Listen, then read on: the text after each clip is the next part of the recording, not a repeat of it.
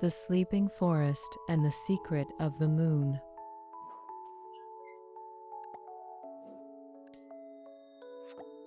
Once upon a time, there was a magical forest called the Sleeping Forest.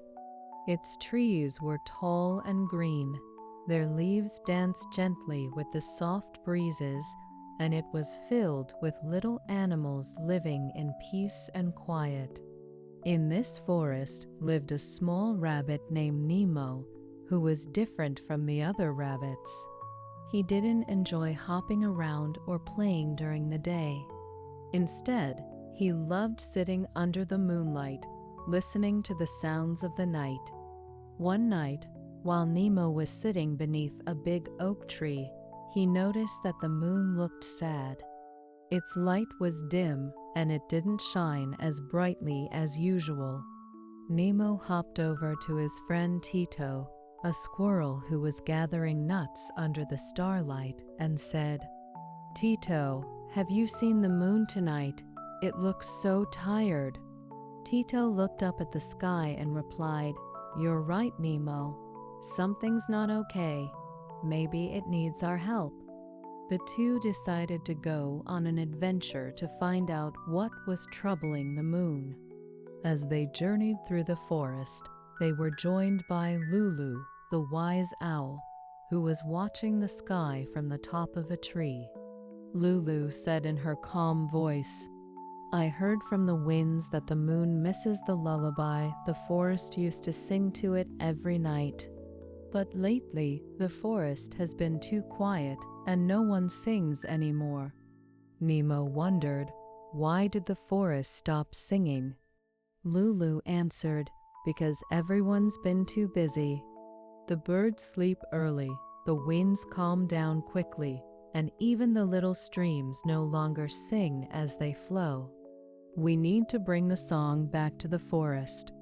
The three friends decided to gather all the forest's inhabitants to help cheer up the moon. They started by visiting the frogs who lived near the lake. Nemo said to them, "Can you help us? We need your beautiful voices to sing for the moon." The frogs were delighted and replied, "Of course. We'll croak all night if you want." Next, they went to the crickets hiding among the grass. Tito said, "You make the loveliest melodies. Will you join us?" The crickets answered, "We'll play the sweetest music with our tiny wings." Then Lulu flew to the sleeping birds and said, "Wake up just a little. We need your gentle chirping to complete the song." The birds agreed, rubbing their sleepy eyes, and decided to sing softly and quietly. When the next night arrived, all the forest creatures gathered in a wide clearing under the moonlight. The frogs began with their croaking, then the crickets joined in with their delicate sounds, and the birds added their soft chirps. The wind whispered through the trees, and the little stream flowed with a sound like a gentle hum. Nemo stood in the middle, twitching his big ears as if he were leading the song with joy. Little by little, the moon began to glow again. Its light turned bright white, and it smiled down at the forest that had come back to life. Nemo, Tito, and Lulu felt happy, and so did all the animals. The moon spoke in a soft voice that everyone could hear in their hearts. "Thank you, my friends. Your song has made me feel peaceful and rested.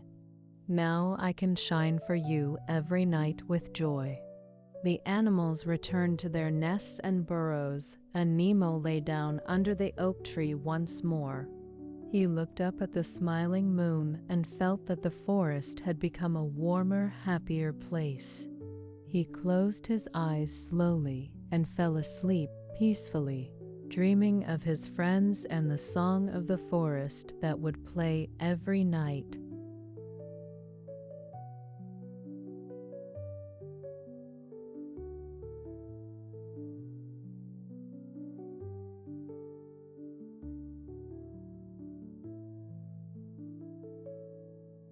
The Whispering Stars. After the night when Nemo, Tito, and Lulu brought the song back to the forest and cheered up the moon, the sleeping forest felt alive again. The trees swayed happily, the streams sparkled under the moon's glow, and every creature slept soundly, knowing they had made a difference. But a few nights later, Nemo noticed something new while sitting under his favorite oak tree. The stars, usually twinkling brightly, seemed to flicker weakly, as if they were whispering for help. Nemo tilted his head and said to himself, "First the moon, and now the stars? Something must be happening in the sky." He hopped off to find Tito, who was curled up in his cozy nest with a pile of nuts. "Tito, wake up. The stars don't look happy tonight," Nemo said softly. Tito peeked out, yawned, and climbed down to join Nemo. "You're right," he said, rubbing his eyes. "They're not shining like they usually do.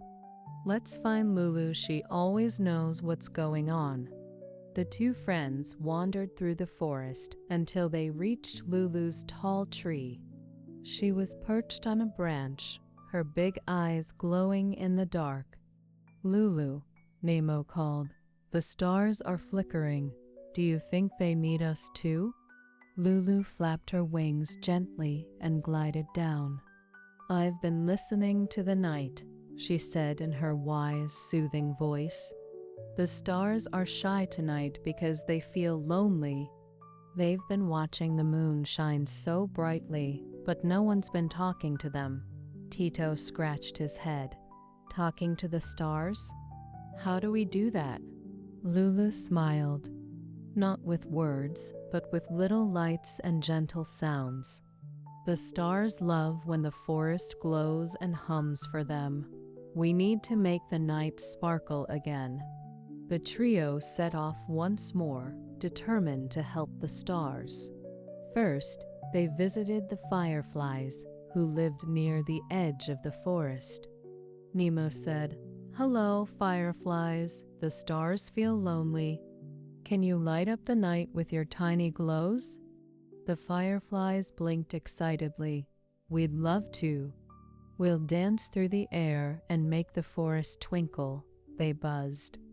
Next, Tito scampered to the foxes, who had soft, fluffy tails that glimmered faintly in the moonlight. "Foxes, will you help us? Your tails could brush the grass and make it shimmer for the stars," he asked. The foxes wagged their tails and nodded. "We'll run gently through the fields and send sparkles up to the sky," they promised. Lulu flew to the night flowers, the ones that only bloomed when the sun went down. "Dear flowers," she cooed, "can you open your petals tonight and reflect the starlight?" The flowers swayed and whispered, "Yes, we'll bloom extra wide and shine for the stars." When the night grew deep, the forest came alive in a new way. The fireflies floated like tiny lanterns, weaving patterns in the air. The foxes dashed quietly through the grass, their tails leaving trails of shimmering light. The night flowers opened their petals, catching the faint starlight and sending it back to the sky like a mirror. Nemo, Tito, and Lulu stood together in the clearing, watching as the forest glowed softly. High above, the stars began to notice. One by one, they twinkled brighter, as if waking up from a long nap. Soon, the whole sky sparkled, and a gentle breeze carried a sound like a faraway giggle. The stars were happy again. They flickered in a rhythm, almost like a thank you dance, lighting up the forest below. Nemo sighed with contentment. The moon and the stars are both smiling now. The night feels so peaceful. Tito nodded, his tail twitching happily. We did it again. The forest is full of magic when we work together. Lulu tucked her wings around herself and said, The sky will sleep well tonight, and so should we." The friends said good night to each other. The fireflies dimmed their lights, the foxes curled up in their dens, and the flowers closed their petals until the next evening. Nemo hopped back to his spot under the oak tree, gazing at the twinkling stars and the glowing moon. He felt warm and safe, knowing the forest and the sky were in harmony. With a sleepy yawn, he closed his eyes and drifted into a dream where the stars whispered lullabies just for him.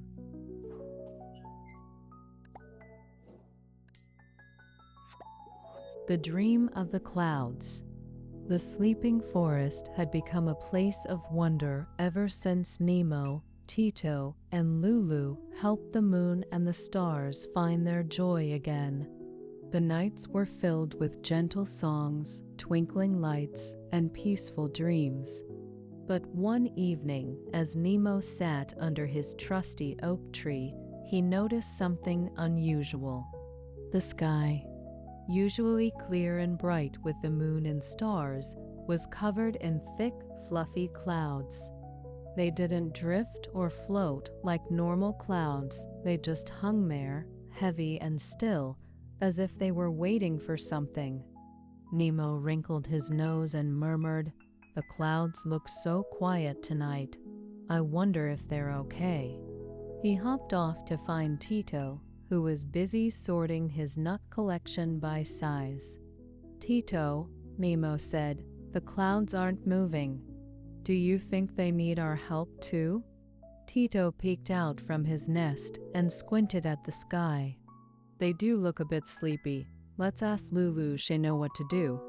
Together, they wandered through the forest until they found Lulu perched on her branch, her feathers fluffed up against the cool night air. "Lulu," Nemo called, "the clouds are so still tonight.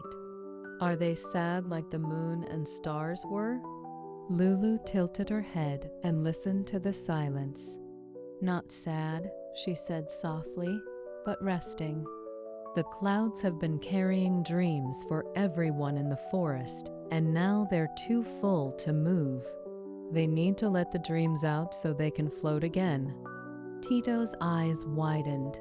"Dreams? How do we help the clouds with that?" Lulu flapped her wings gently. "We need to give the clouds a little push, a soft, happy breeze to carry the dreams down to us. Then they'll feel light and free." The three friends set out once more, eager to help the clouds. First, they visited the sleepy bats who lived in a hollow tree. Nemo said, "Hello, bats. The clouds are full of dreams and need a breeze. Can you flap your wings to stir the air?" The bats yawned and stretched. "We'll fly in circles and make a gentle wind," they agreed, fluttering into the night. Next, Tito scampered to the butterflies, who were resting on leaves with their wings folded. "Butterflies," he asked, "can you flutter softly tonight? Your wings could help the breeze reach the clouds." The butterflies opened their colorful wings and whispered, "We'll dance lightly in the air for the clouds." Lulu soared up to the tallest tree and called to the leaves. "Dear leaves," she cooed, "can you rustle just a little? Your sound will guide the breeze to the sky." The leaves shivered happily and murmured, "We'll sway and sing a quiet tune."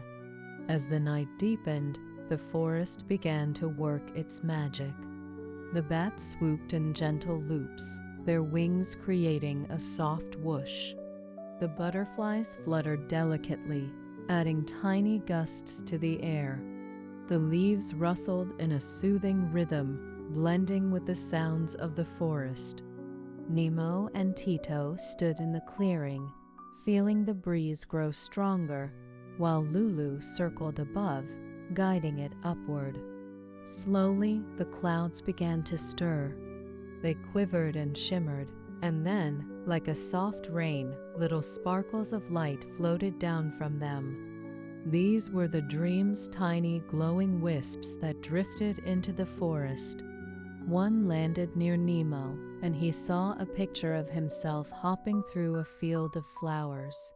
Another floated to Tito, showing him climbing a tree full of golden nuts. The dream settled over the forest, bringing sweet visions to every creature as they slept. The clouds, now lighter, began to drift lazily across the sky, revealing the moon and stars once more. They seemed to sigh with relief, their fluffy edges glowing in the moonlight. A faint voice, like a whisper from the clouds, reached the friends' hearts. "Thank you, little ones. Now we can float and dream too." Nemo smiled sleepily. "The forest feels so calm now. The moon, the stars, and the clouds are all happy." Tito nodded, hugging a nut close. "And we've got the best dreams tonight." Lulu landed beside them, her eyes twinkling. "The sky is at peace, and so are we. Time to rest." The bats returned to their tree, the butterflies folded their wings, and the leaves grew still. Nemo nestled into the grass under his oak tree, watching the clouds drift and the stars wink. He felt the forest breathing softly around him, a blanket of quiet and warmth. With a final yawn, he closed his eyes, letting the dreams from the clouds carry him into a gentle, happy sleep.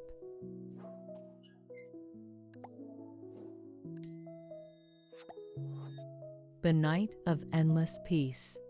After Nemo, Tito, and Lulu helped the moon, the stars, and the clouds, the sleeping forest became a place of nothing but peace and happiness. Every night, the moon glowed, the stars danced, and the clouds carried light dreams that fell upon everyone. One evening, the three friends sat together under the oak tree, gazing at the sky. Nemo said, "Now everything is just right." Tito added, "And we're the sky's best friends." Lulu whispered, "And the forest will sing to them forever." They closed their eyes together and fell asleep under the moonlight, dreaming of their adventures, as the forest cradled them with its warm breeze, keeping their nights peaceful forever.